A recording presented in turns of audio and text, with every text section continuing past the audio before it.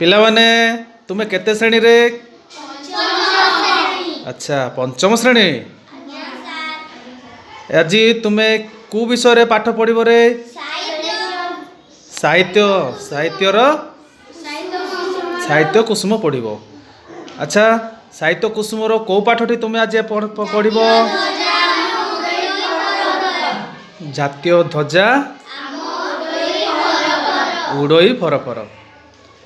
हाँ ठीक अच्छी ताहले तुम्हें माने समस्ते सुर रे बे गीत गाइब हैला ताले गाओ। विदेशी शासन रे अधीन थिला देश सेकाळे भोगुथिलु केते जे आमे क्लेश स्वाधीन आजी आमे काहाकु नाहि डर जातीय ध्वजा उड़ई फर फर एणिकी भल जाहा करिबु सेई काम जातीय इतिहासे रहिब आम नाम कर्तव्य पथ धरी हईबु अग्रसर जातीय ध्वजा उड़ई फर फर भोकिला होई आउ रहिबे नाही केही रखिबु जाति टेक निजकु बळि देई स्वदेश सेवा पथ करिबु जीवनर